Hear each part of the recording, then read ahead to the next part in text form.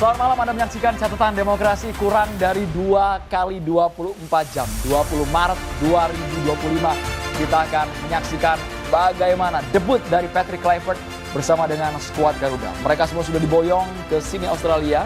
Kita tunggu apakah akan ada kejutan karena dominasi pemain naturalisasi mewarnai skuad Garuda. Harapannya lebih kokoh, bisa mendobrak di awal, mencuri poin duluan dari Australia. Itu dia, mendobrak di awal, paling tidak kita bisa mencuri poin seri lah minimal ya, karena nggak muluk-muluk dong kalau kemudian masyarakat dan juga kita semua gitu ya berharap Indonesia bisa mencuri poin dan juga lolos di Piala Dunia. Amin. Tapi banyak pertanyaan juga, Andrew, gitu ya.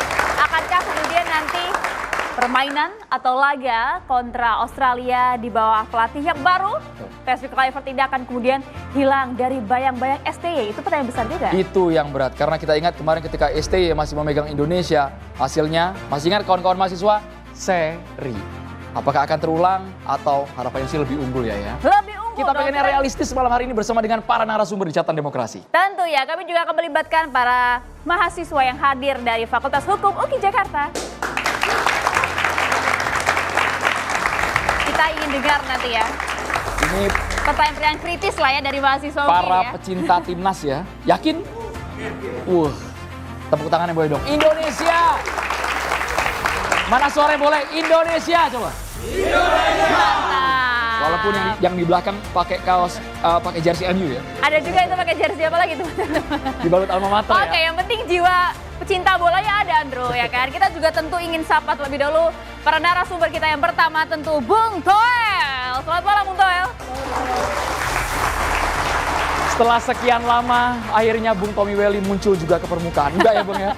Enggak ya Bung Toel ya? Selalu ada ya untuk Catatan Demokrasi. Selalu ada. Selalu ada. kasih banyak. WhatsApp aman ya Bang ya? Apa? WhatsApp aman ya? Sudah tidak aman kemarin. Hati-hati loh dengan Bung Toel, nanti dilaporin ke polisi loh kalau Itu dia. hati-hati dibawa ke pidana loh ya. Ya.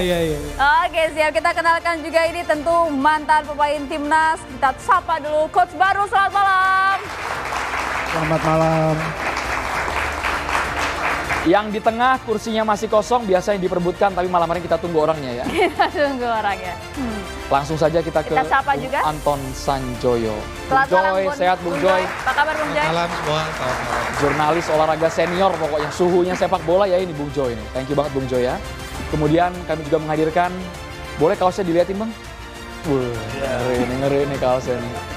Ini dia, kita sambut Andi Bahtiar Yusuf, pengamat sepak bola. Selamat malam. Selamat malam Mas Ucup. Satu lagi, kita harus hati-hati nih, takutnya titelnya berubah semua. Takutnya titelnya politisi atau pecinta, komentator, pengamat, beda-beda Itu nih ya. dia. Maknanya beda-beda soalnya. Kali ini kami menghadirkan ada Pangeran Siahaan, komentator sepak bola. Selamat malam.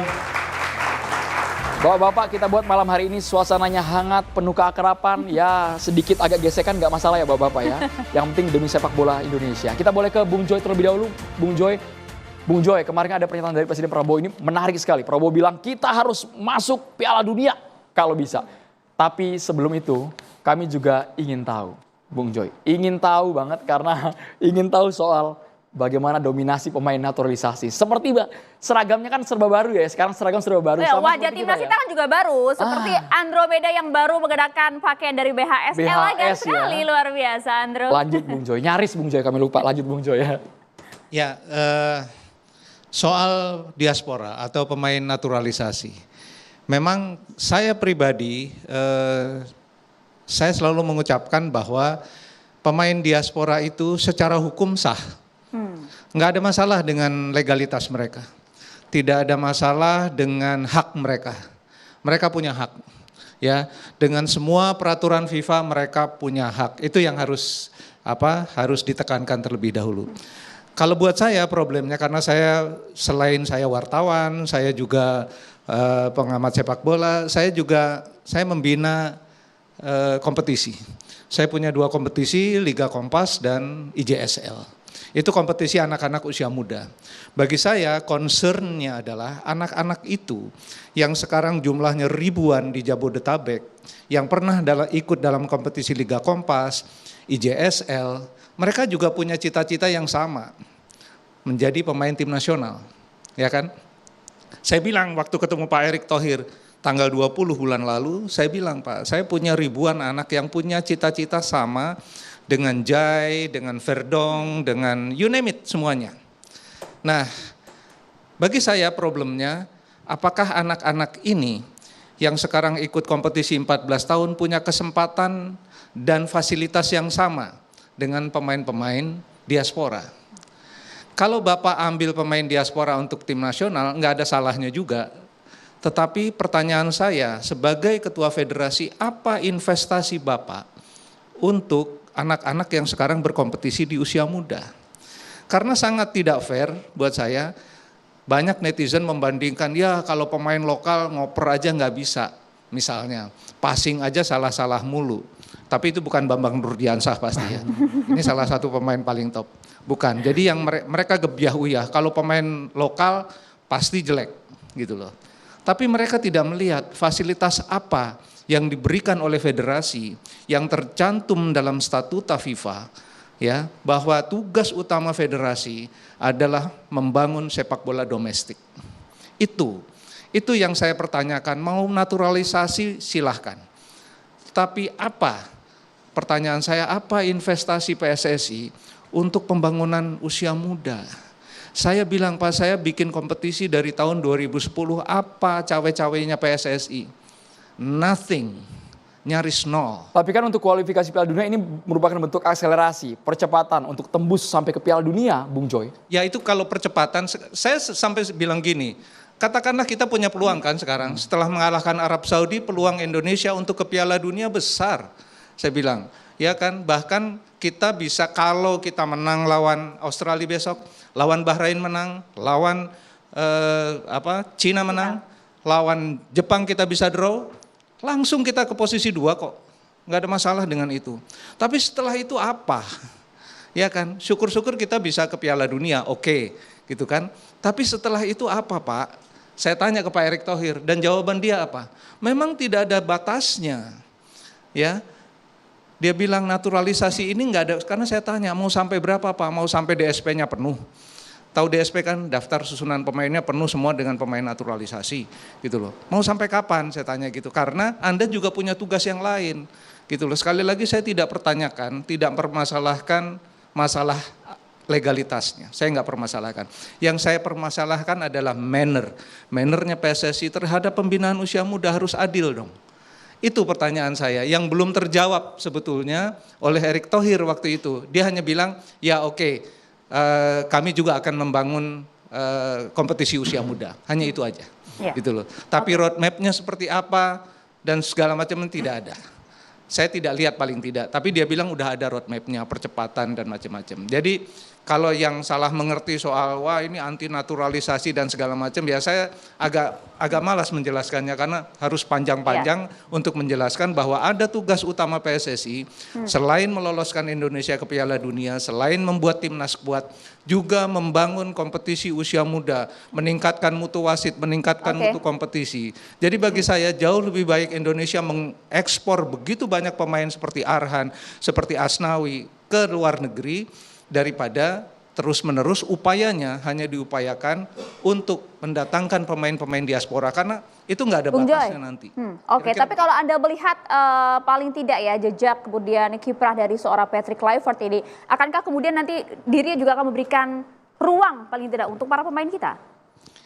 Kalau yang dijanjikan kan dia akan memberikan ruang, tapi kan dengan waktu yang sangat terbatas saya bisa mengerti bahwa tim yang ada sekarang pun kan sebetulnya tidak jauh berbeda dengan tim yang kemarin ditinggalkan oleh Sintayong gitu kan, dengan ada tambahan beberapa pemain, tapi backbone-nya tulang punggung tim ini adalah tim yang kemarin juga yang ditinggalkan Sintayong kan. Maksud Anda ini masih sangat jelas bayang-bayang STY dalam laga melawan Australia nanti? Ya bukan sangat jelas bayang-bayang ST, ya ini kan memang tim peninggalannya ST, ya mau apa lagi gitu loh. Kecuali dia rombak total dengan apa semua pemainnya diganti kan nggak mungkin juga dan tidak masuk akal. Oke, tapi soal pemain diaspora sepertinya Bung Andi Bakhtiar Yusuf, Bung Ucup ingin komentar sambil kita mengundang mertua dari Pratama Arhan, pecinta sepak bola kita, baru disebut Bang Andri Rosiade. Selamat malam Mas Andri Rosiade. Kami kira Pratama Arhan ikut Bang, malam hari ini ternyata sudah berangkat ke sini Bang ya. Thank you Bang Andri ya. Ini salah satu contoh yang tadi diomongin sama Bung Joy, ekspor pemain. Mantunya kan diekspor. Kemarin Jepang, sekarang Thailand. Nggak boleh pulang kalau Kalau bisa sampai kapanpun kan. Sampai Liga 1 membaik. Ya kira lebih begitu. Lanjut, Bung Ucup. Sebetulnya hampir sama sih dengan Bung Joy. Sampai kapan kita menaturalisasi? Betul, ini jalan pintas karena ini jalan kita pengen 2026 ini lolos Piala Dunia. Walaupun PSSI bilang nggak ada target di situ. Nggak ada target sebetulnya. Nah tapi kan gini nih. Semua negara kan orang-orang netizen segala macam selalu bilang bahwa negara lain pun melakukan naturalisasi diaspora atau apapun. Ya kita tahu Deco, PP, semua ada main di Portugal. Mereka orang Brazil, bermain di Portugal, lalu masuk timnas Portugal. Mungkin karena nggak dapat tempat di Brazil. Tapi kan kita tahu juga bahwa negara itu menghasilkan Cristiano Ronaldo, menghasilkan Luis Figo, Paulo Sousa dan semualah nama-nama besar Portugal yang hari ini, Bruno Fernandes yang hari ini masih main. Artinya sistem pembinaannya jalan. Diaspora naturalisasi atau apapun itu adalah menambal kekuatan. Itu yang mereka lakukan. Nah, kalau pertanyaannya tadi adalah roadmap-nya bagaimana, mungkin itu yang harus dijelaskan oleh PSSI. Tadi udah Andre datang sampai Liga 1 membaik. Kan itu artinya PR pertama yang harus dilakukan oleh federasi, oleh operator dan semua pihak. Saya mungkin andai kan kita ke Piala Dunia 2026 dan peluangnya ada kan. Jangan andaikan lah Bang, kesannya kalau andaikan itu masih jauh banget. Kok andaikan gitu kalimatnya? Insya Allah. Gitu. Oh, Oke, kita melihat debut pertama besok nih Kluivert nih ya, seru kita ya. melihat gini ya, saya suka bilang gini sama temen. Mungkin bisa jadi 21 pemainnya pemain diaspora mungkin, atau 18 lah. Berarti di atas lapangan semua pemain diaspora. Yang gak ada yang salah kan? Karena aturannya memang sudah dilakukan, aturan FIFA membolehkan. Bayangkan 2030 entah kita ke Piala Dunia atau enggak, 34, 38, 42 terus gitu. 2045, 2050 kemudian mau ada Piala Dunia kita nggak berangkat. Kemudian media menulis tentang kesan-kesan pemain nasional tahun 2026 di Piala Dunia. Kan pemainnya nggak ada yang di sini sebetulnya. Mungkin cuma Ricky Kambuaya yang didatengin, lalu Ricky bilangnya begini, ya saya seneng sih ya, bangga saya. Dulu gimana di lapangan? Ya oke lah teman-teman bermain baik. Makanya maksud saya orang-orangnya belum tentu ada di sini di saat itu. Hari ini aja nggak ada yang di sini kan satupun. Perginya selalu datang dari Eropa karena tinggalnya juga nggak di sini. Mungkin itulah yang harusnya dijawab berhubungan dengan pembinaan tadi. Memperbaiki Liga 1. Memperbaiki Liga 1. Oke, kalau kemudian kita bicara soal debut besok lah ini, debutnya Kluivert lawan Australia. Kalau Anda lihat gitu ya, kalau tadi disampaikan kayaknya sudah jelas ini memang ada bayang-bayang STY untuk Australia nanti. Kalau Anda melihat akankah kemudian ada permainan yang berbeda? Menarik lah paling nggak kita. Cara bermain sih hampir pasti beda, kan dua orang yang berbeda. Tapi memang kalau kita tahu merek sebagai pemain jauh. Patrick Kluivert, semua orang di sini tahu pasti. Googling gampang cari di YouTube. Tapi secara kepelatihan Sintayong ada di atasnya lah. Itu catatan statistik. Tapi pada faktanya besok dia punya tim yang cukup kuat kan. Katanya Alex Pastur akan punya peran lebih banyak. Ya mungkin tim ini akan lebih baik. Mungkin tim ini akan lebih agresif. Apakah tim ini warisan STY? Oh jelas iya. Kan pemain barunya cuma Septian Bagaskara kan. Bisa dibilang yang lain pemain-pemain yang dibawa udah ada dari sejak era STY. Dan bisa dibilang yang meminta mereka dinaturalisasi dulu ya STY. Bukan Patrick Kluivert. Patrick Kluivert mendapat warisan pemain yang dalam tanda kutip cukup baik untuk bisa terus bertanding besok. Kan tiba-tiba nih, tadi saya bilang di depan, tiba-tiba nih kita selevel ya sama semua lawan kita. Kebayang gak kalau ini 4 tahun yang lalu? Kita paling cuma nganggap enteng Bahrain aja karena 2007 pernah kita kalahin. Tapi kebayang gak sih kita punya mimpi besok menang sama Australia gitu. Levelnya kan sama, mereka pemain Ipswich juga kok. Ini pemain kita main di Eredivisie ya malah. Ada yang mau pindah ke Mönchengladbach, yang lain divisi 2. Ya kan pemain Australia kan lagi nggak sebagus 10 tahun yang lalu. Tapi kan kalau pertanyaannya adalah apakah ini sumbangan warisan STY? Oh jelas, iya. Apakah bermainnya sama? Ya belum tentu. Kita mesti karena berada di bawah STY. Kualitas ya nggak tahu lah, kita mesti lihat. Belum ada yang nonton kan? Kan tadi ada yang sampaikan begitu. 2 hari lagi. Baik, kita boleh ke Bung Toel. Kalau udah nyenggol STY harus Bung Toel yang bersuara nih. Serius. Meskipun secara materi pemain kan banyak peninggalan dari STY. Tapi kan ada nanti siapa Bang? Emil Aduero, Dean James, Pelu Pesi komen kan. di IG saya ya ampun maki-maki Toel semua. Wah harus kulon-won Bang berarti Bang. Bung Toel. Iya, sebetulnya nggak mau ngomong STY karena tiba-tiba popularitasnya naik lagi kalau saya ngomong kan. Ketawa. Ini benar-benar sudah move on nih kayaknya Bung Toel nih kayaknya. Kalau saya sih udah. udah ini Bang Saya ya. orang bola tuh. Oke. Orang bola tuh nggak pernah terlalu terbuai masa lalu. Judulnya luar biasa ini, kompornya, bombastisnya. Debut Kluivert di bawah bayang-bayang STY. Emang benar Kompor ya? begitu? Tanda tanya tuh Bang. Anda Iya, tahu. Masih ada makanya tanya, emang Bang? benar begitu bayang-bayang STY. Emang se karismatik siapa sih STY? Sir Alex Ferguson. Wah, Kan gitu kan. Kalau kita dalam konteks bola nih, Sir Alex Ferguson oke lah. Pelatih berikutnya dalam bayang-bayang Sir Alex Ferguson. Siapa lagi? Pep Guardiola di Barcelona. Tito Villanova juga nggak merasa begitu. Frank Rijkaard tadinya hebat, terus digantikan. Sepak bola itu ada continuity, sustainnya kan, estafet gitu loh. Jadi saya nggak bersepakat dengan judul ini. Judul ini nggak bersepakat. Sama saya tidak bersepakat dengan pernyataan Andi Bahtiar Yusuf. Warisan STY, peninggalan STY, timnas ini. Ada Bambang Nurdiansyah, pemain bola, top scorer, jadi pelatih, sekarang orang teknikal. Nanti kita tunggu pemikirannya. Tapi menurut saya keberatan atau dengan warisan STY itu. Memangnya apa warisan STY itu? Naturalisasi. Naturalisasi itu kebijakan federasi. Siapapun pelatihnya kalau federasi tidak mengketok palu untuk naturalisasi nggak terjadi. Karena naturalisasi bukan persoalan teknikal. Dia melibatkan persoalan negara, administrasi hukum negara kan. Cocok catatan demokrasi ini kan. cocokologi. Jadi kadang kita bicara tentang sepak bola, warisan STY apa? Naturalisasi is not. Gitu loh. Jadi menurut saya, Kluivert memang ada di kursi panas untuk debutnya 44 jam sejak dari sekarang, kalau hitungannya jam 8. Tapi dia nggak harus ada di bawah bayang-bayang STY. Dia ada di kursi panas, yes. Siapapun yang pegang pelatih timnas saat ini pasti kursi panas. Karena ada sisa 4 pertandingan menentukan dan kita melihat tiba-tiba bahwa merasa ada opportunity, ada momentum. Ada momentum juara. Bahkan presiden ngomong kemarin kan.